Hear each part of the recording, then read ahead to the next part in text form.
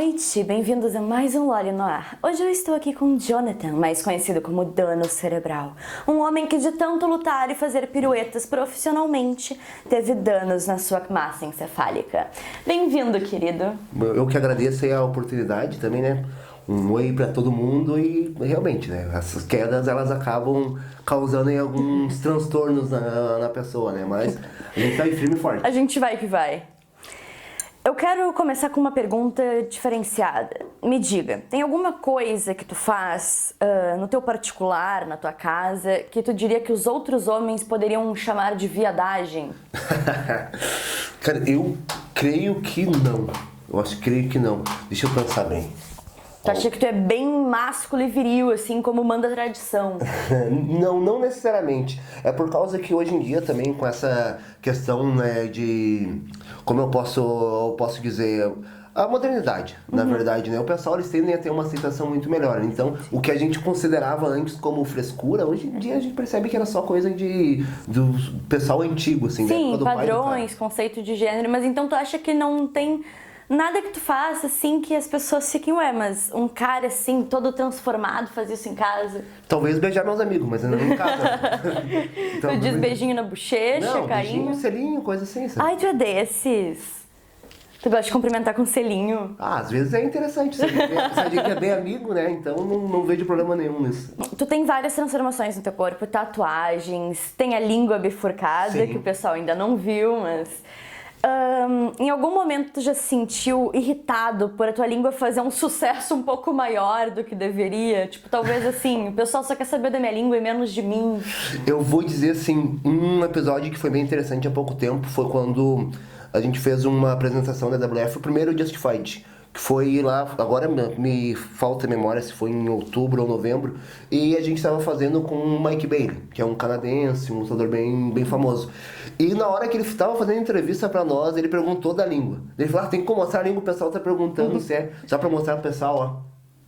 Ah, é? Não, isso tem que ser mostrado na frente da câmera. Tem que ser mostrado. E quando ele perguntou isso, eu pensei, cara, ele podia ter perguntado dos meus qualquer golpes, outra coisa. Ele perguntou da minha língua. Depois pensei, pô, fiquei chateado. Mas faz parte da ideia, do personagem também, né? Mas mesmo sendo considerado estranho, tu diria que tu é um homem inocente? Em partes. Eu creio que em partes. É porque eu sempre fui muito preso, assim, quando eu era criança. Então, eu realmente comecei a curtir a vida, assim, depois dos meus 18. Com 20, 23, 24, que foi ali que comecei a sair, festas, comecei a saber que era legal tomar um bebê. É a questão assim, que a gente pega na adolescência, mas como eu tive essa questão que foi muito preso, né, pela família, então eu comecei muito tarde. Então tu era o nenezão da mamãe, assim. Ah, sim. E não chocou um pouco a família quando tu, sei lá, começou a se tatuar, botar piercing? Como foi isso? A minha mãe, sim. A minha mãe é evangélica, tanto que quando eu bifurquei minha língua, ela ficou uma semana sem falar comigo. Ela não olhava na minha cara, porque ela dizia que eu parecia o diabo. E sabe que eu tava conversando esses dias com amigas, assim, em troco de nada, sobre suspensão. E tu faz suspensão, né? Fiz uma até o momento e adoraria fazer de novo. Pretendo muito, porque foi uma experiência, assim, ó, surreal. Só pra explicar um pouco pra quem tá nos assistindo, o que é a suspensão? Fala pra eles. Sim, na realidade, a suspensão são ganchos que atravessam a pele. Tem diversas formas de serem suspensos. Eu fiz a Suicide, que é o mais comum, que é pelas costas. Então é um gancho de 4 milímetros. Eles passam um catéter, atravessam um gancho, tu fica na corda e a pessoa vai puxando aos poucos. Até o momento que tu se sentir confiante. E que daí tu fica de fato suspenso no ar, Sim, assim, né? sim. Mas eu não sabia que tinha todo um cuidado meio profissional, do tipo passar catéter, eu achava que era mais brutal. Não, é uma questão assim. O pessoal, eles levam muito na questão, é sujo, é podreira. Tanto assim, questão de tatuagem, piercings, mas não, tem toda uma questão assim, muito técnica, né? Quando tu ficou a tua primeira suspensão, o que tu sentiu, assim? Foi uma coisa assim, cara, é muito libertador, mas ao mesmo tempo é algo que deixa tenso. Eu sempre ouvi o pessoal falando assim, que a primeira vez eu tendia a ficar tenso, e quando eu fiz eu fiquei suspenso um pouco. Quando eu desci eu queria mais. Eu pensei, pô, não aproveitei como eu deveria. Eu sou muito que acredito assim que a segunda vez as coisas tendem a ser melhor. Porque a primeira vez tu vai pra experimentar. A segunda tu já tem uma noção, já tem uma consciência de como o teu corpo vai reagir e tu vai fazer algo diferente. Então, por isso que eu quero... tu acha então que é uma coisa meio viciante, assim? Tu ainda tá com a vontade? Demais. É a mesma coisa com tatuagem. É assim, uma linha muito tênue, né? Sobre a questão da dor. Até onde tu suporta e aonde aquilo te transforma. E o prazer da dor também, né? Exatamente. A questão de se sentir vivo, sabe? Exatamente. E a suspensão, as primeiras vezes que eu ouvi falar, eu era bem criança, era tudo em filme de psicopata, filme de terror. Porque tem essa coisa de que o psicopata, ele precisa, né, se libertar de tudo que ele deixa trancado, assim. Tu diria que quando tu fez a suspensão, tu liberou algum monstrinho teu que tava precisando ser liberado? Sim. Eu me senti muito leve depois. É porque eu acho que é o mais próximo de voar. Eu sempre vi o pessoal eles se... Ai, que lindo! Por causa que tu não tá utilizando nada além do teu corpo e as cordas, entende? Então é o mais próximo mesmo de tu ficar flutuando. E há quanto tempo, digo de anos assim cronológicos, tu começou a usar lâmpadas em ringue? A primeira vez que eu usei, eu nem tava no ringue. Foi numa luta, eu fazia backyard wrestling. Mais ou menos que ano isso? 2009, por aí. Eu te pergunto porque essas lâmpadas, eu já estudei isso no colégio, eu sei que elas andaram ficando atualizadas agora, mas um tempo atrás elas tinham uma espécie de pozinho dentro dessas lâmpadas que era bem tóxico, assim. Isso é uma coisa que todo mundo pergunta. Quando eu era criança, eu tava na escola, eu já fazia essas loucuras com lâmpadas, e eu perguntei pro meu professor de química. Eu perguntei pra 2 professores, na verdade. Eles falaram que era extremamente tóxico. Ele falou assim, não, isso é extremamente tóxico. E outro me falou que não. Ele disse que a parte ruim mesmo são as pontas. Você pode ver que tem eu não sei como é que é o nome daquela parada, mas que contém mercúrio. Aquilo ele falou que realmente, aquilo é extremamente tóxico. A ponta das lâmpadas, evitar. Mas ele disse que a outra parada, não. Tanto que tem um lutador que faz luta com lâmpada há 20 anos aí. E tá firme e forte, vivíssimo. Só com o corpo todo rasgado, né, obrigado? Mas é isso daí. Queridos, agora nós vamos para um breve comercial.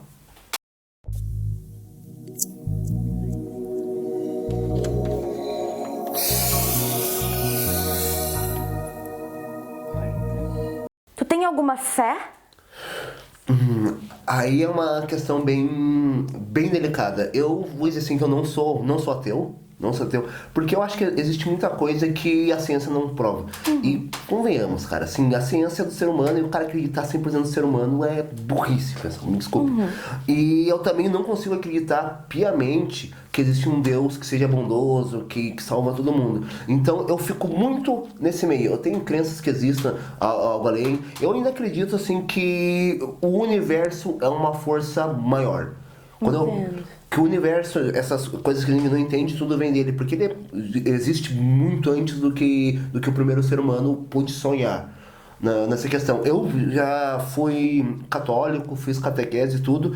Eu me considero um apóstata, por causa que eu renunciei à minha religião. Renunciei quando era criança, de voz alta, porque até meus 13 anos eu rezava muito, pedia, porque eu tive muitos problemas assim, principalmente insônia, essas coisas de criança. Eu tinha muitos pesadelos. E eu orava muito pedindo para aquilo parar e nunca parou, só aumentava. Então chegou no momento que pensei, quer saber? Renuncia a isso, não acredito mais nisso aí. Eu fiquei curiosa com isso. Por que tu acha que quanto mais tu rezava, mais os pesadelos aumentavam? Eu não sei, parece que é algo assim, talvez algo inconsciente, ou talvez aquele receio de ter um sonho.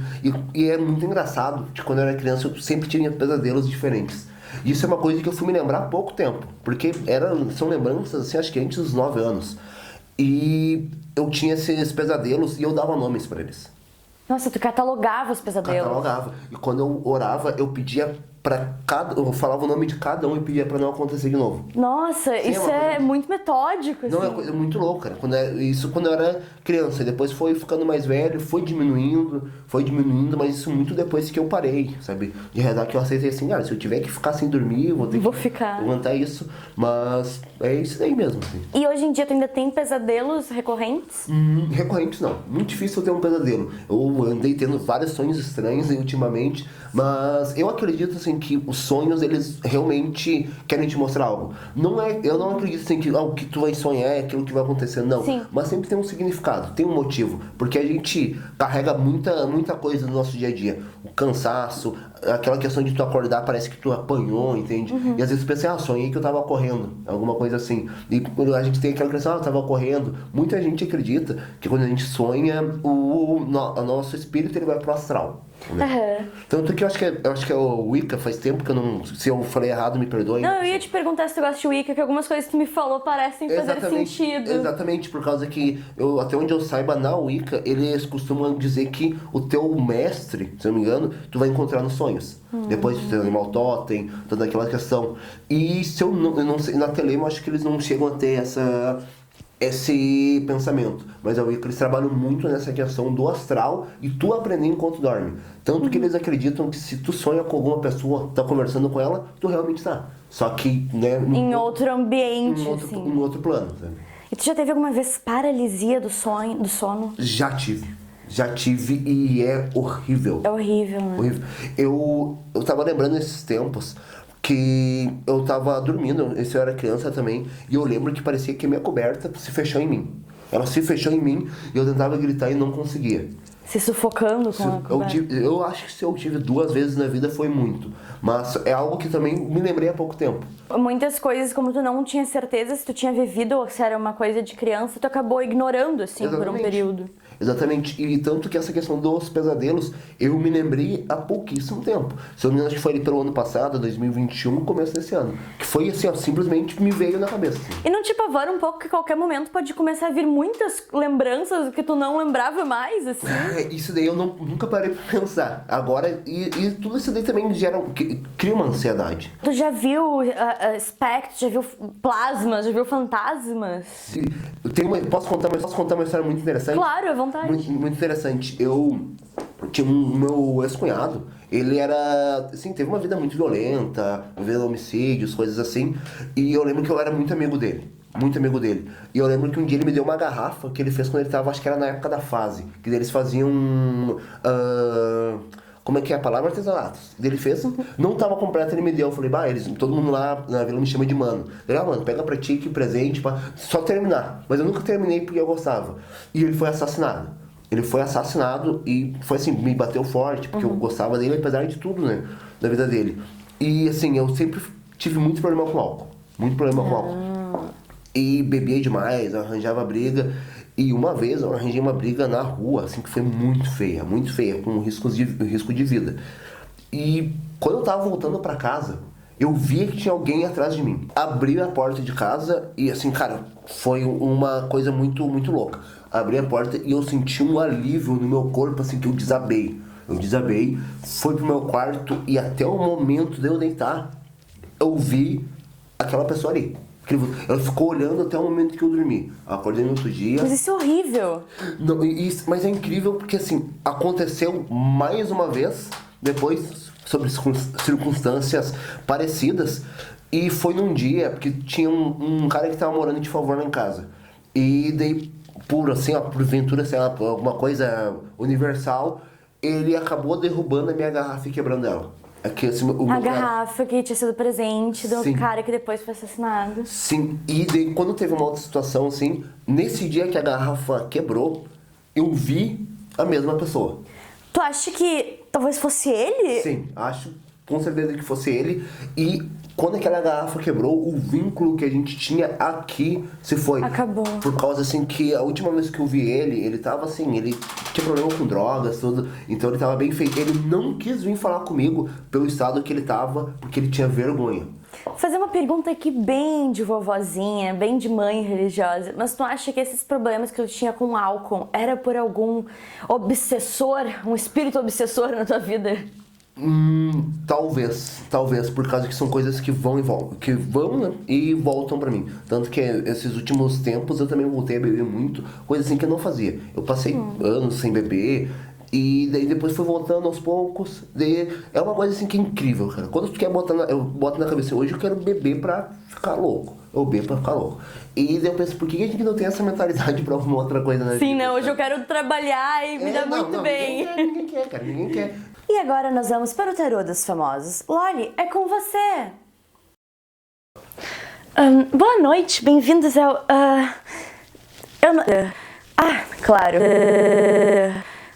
claro.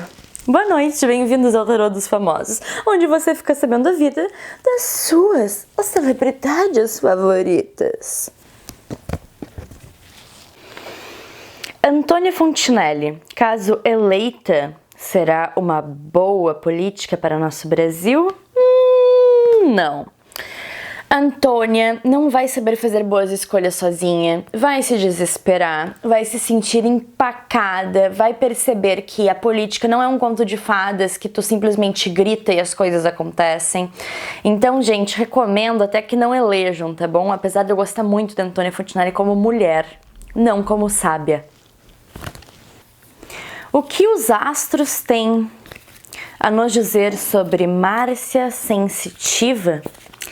Márcia Sensitiva costuma descrever, ver e analisar a vida dos outros, mas nunca teve sua vida analisada pelas minhas cartas.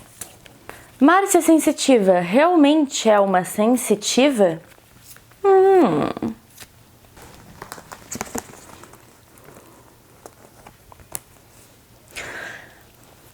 Olha, eu diria que a Márcia, ela já foi muito sensitiva, já teve, assim, já viu coisas, já sentiu coisas, e que hoje em dia ela fica até um pouco triste porque ela perdeu bastante disso.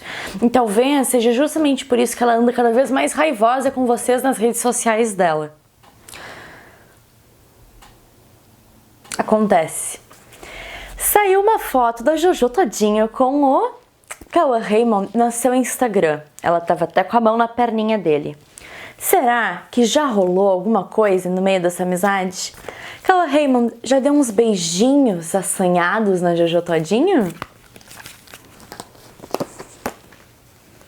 Rapaz, um desses dois já tentou se assanhar mais pro outro, mas um deles não quis. Será que foi o Cauã que tentou passar a mão no Jojo e ela falou, pare com isso? Ou será que foi a Jojo que tentou dar uns pega no Cauã e ele falou, pare com isso? Só sei que os dois se divertem muito juntos e que no fundinho da alma dos dois tem uma ideia da possibilidade. Tipo assim, vou dizer que eles não têm vontade, tá? Os dois estão bem... emocionalmente desligados romanticamente, mas que nos seus sonhos ou antes de dormir com a mão frenética eles pensam na possibilidade, penso. Vamos lá, vou fazer uma pergunta aqui a pedidos, né? Porque tá nos trends do Twitter. É ridículo, né? Ter trend do Twitter, mas tudo bem. O Ciro Gomes tá se sentindo envergonhado de ter feito um papelão na frente daquele outro ridículo Gregório de Matos. É Gregório de Matos? Uhum. Gregório de Matos Guerra. Aquele Gregório lá, aquele comediante de quinta categoria. Ciro Gomes tá se sentindo envergonhado de ter pagado papelão na frente daquele comediante de quinta categoria Gregório. Do Vivier, lembrei o nome. Uau! Só saiu realeza na carta, gente. Duas rainhas e um rei. Peraí que a diva vai interpretar. Tá, eu entendi. O Ciro não tá se sentindo envergonhado porque quando ele começa a pensar em ficar envergonhado, ele lembra. Eu sou melhor que esse cara. Eu sou mais perverso, sou mais inteligente, sou mais poderoso, tenho mais chances na vida que ele. Todas essas qualidades.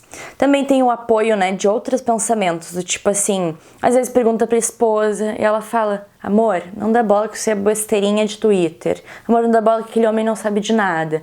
Então o Ciro tá muito confiante, ainda que com suas inseguranças. Eu me identifico um pouco com esse resultado, por quê? Sabe quando tu te olha no espelho e tu fala assim... Por que eu disse ontem aquilo pra aquela gatinha? Por que eu falei pra aquela gatinha que eu tenho uma hérnia de disco na hora da relação sexual? E aí tu começa a ficar envergonhado. E aí tu te olha no espelho e... Ela deve ter achado engraçado. Olha como eu sou engraçadinho de falar que eu tinha hérnia de disco, entendeu? Acho que eu senti um soninho. Eu vejo vocês no próximo Tarô dos Famosos. E tu nunca teve nojo após ter uma relação íntima, uma relação sexual? Nunca tive. De ti, assim, não da pessoa, obviamente. Não, nunca tive. Tanto que eu sou muito chato pra isso daí, assim. Eu sempre pensei, a gente vale mais do que qualquer coisa. Então, entra naquela questão do ego. A gente tem que não pode se submeter a tudo, entende? Então, assim, eu sempre brinco muito com quem usa aplicativo, essas coisas assim, sabe? É verdade, pessoal. Quem me conhece, eu brinco muito. Eu sempre brinco assim que o cara tem que estar um pouco morto por dentro. Quantos anos tu perdeu tua virgindade? 17 anos. 17 anos. Tarde. Não, que com esse papo meio romântico eu até achei que ia ser mais tarde.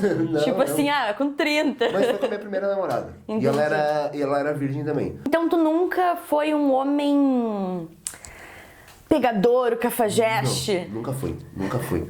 E nunca te deu vontade de ser? Vontade, eu vou dizer sim que dá vontade, mas eu penso, por quê, sabe? Eu não sou assim, então eu não quero me forçar a ser algo que não sou. Tanto que no meu antigo serviço, quando eu falei assim, tô indo pra minha namorada, uma colega minha assim, tu namora? Eu, ué, por que eu não pareço? Ela assim, tu tem cara de quem fica. Eu falei, então tu acha que eu sou cafajeste? Sou um homem de família. Não, porque assim, eu fui criado de uma outra forma, né? Então quando eu comecei, como eu falei, eu comecei tarde, namorando, e depois assim, claro, fiquei com muita gente, o cara nem se lembra o nome, eu nem lembra o rosto, provavelmente em festa, coisa assim, mas foi sempre assim uma questão ali, tipo, de conhecer, depois se lembrava, conhecia, trocava uma ideia, mas eu sempre fui bem tranquilo nessa questão. Não consigo, tanto que eu não consigo nem chamar ninguém no Instagram pra conversar. É verdade.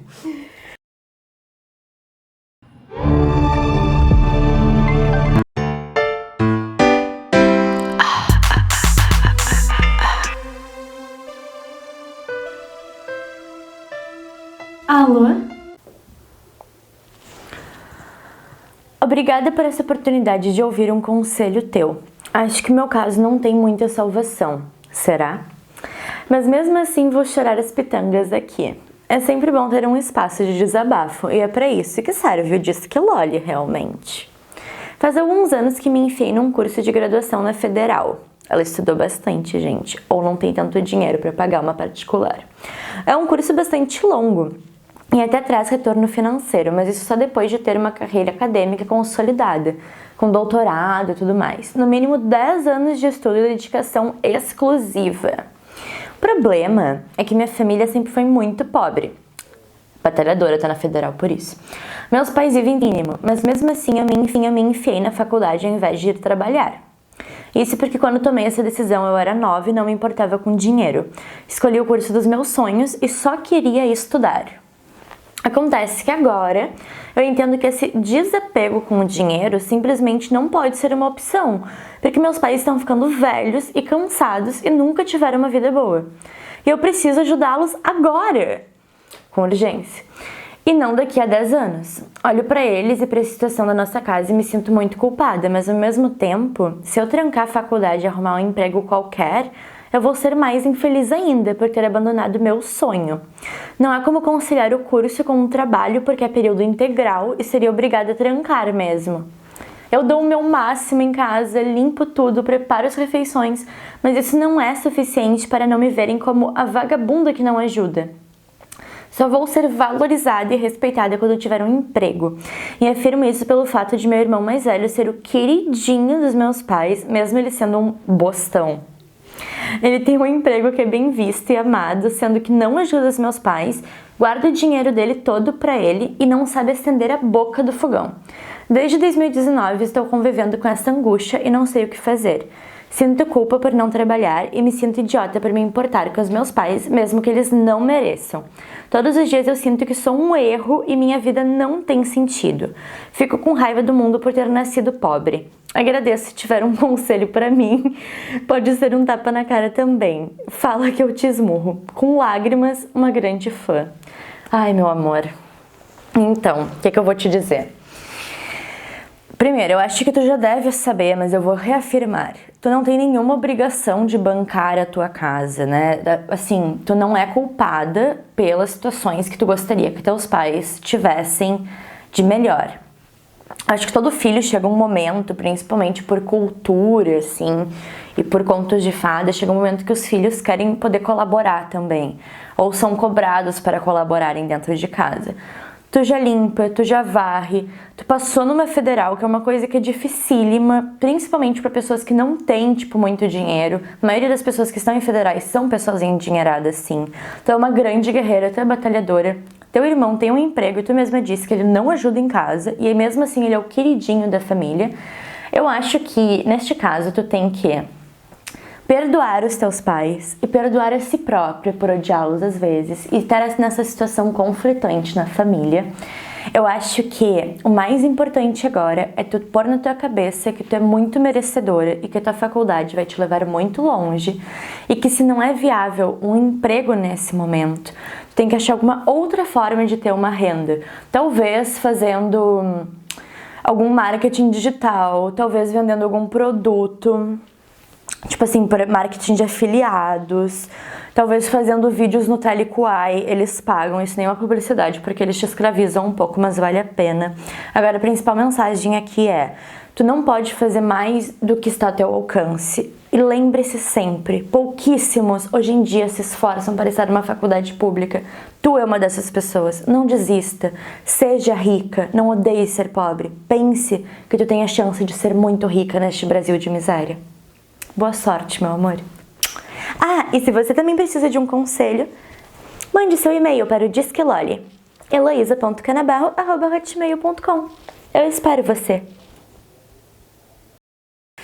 Dano, se amanhã estivesse uma festa de Halloween super conhecido num grande castelo de um grande aristocrata brasileiro, fictício, e tu fosse um convidado, um dos poucos convidados do meio social, qual fantasia tu usaria neste Halloween? Eu ia de Doutor Cerebral.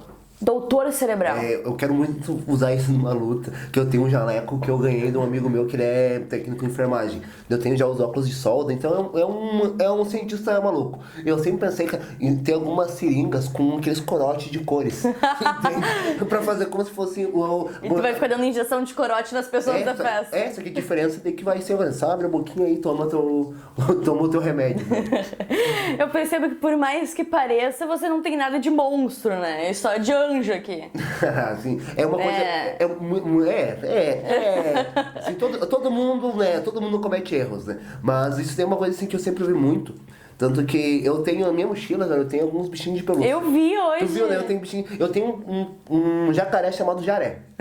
Que eu durmo com ele, tanto por causa que eu gosto, sabe, dessas coisas. Daí a pessoa vê assim, pô, um cara que tem a língua bifurcada, cara tatuada, que rola em lâmpada. Vai ter um jaré? Vai ter um Jaré? É. Tem um jaré. É porque a gente tem que quebrar essas expectativas das pessoas, sabe? Porque a gente fica muito preso assim, a pessoa tem esse estilo, a mesma coisa assim, pô, o cara anda de boné, o cara tá de corrente, o cara é marginal, o cara é tatuado, o cara é drogado. Não, tudo tem um limite, sabe? Que a gente fica muito preso a essas coisas porque são pensamentos retrógrados. E é mais prático pra nós inconscientemente ter preconceitos, né? Sim. A gente tem que lembrar de parar de ter eles a cada dia. É porque a gente quer rotular as pessoas. Por isso, assim, aquela frase clássica, né? Quem se rotula se limita, né? Então, a gente sempre quer rotular as coisas porque, assim, eu não entendo. Eu quero botar um nome nisso. Tem que ser assim, vai ser dessa forma. Não faz sentido nenhum. É outro motivo porque também faz eu desgostar do ser humano, sabe? Eu entendo. É complicado, sabe? Dano, meu querido, foi uma honra te ter aqui. E agora nós vamos para a nossa última pergunta maravilhosa deste programa. Me diga, peraí que meu celular... perdão. Dano, meu querido, foi uma honra te ter aqui e por isso nós vamos agora para a última pergunta do Loli no ar. Me responda com sinceridade e tente ser o mais objetivo e tente visualizar o máximo essa cena possível. Como tu gostaria de morrer? Suicídio. Brincadeira, pessoal, brincadeira. Não sei, cara, porque eu acho assim que a morte como eu falei, ela vem muito do nada. Mas a gente já falou muito sobre morte nesse programa. Eu quero que tu me diga especificamente. Imagina uma cena, como tu gostaria.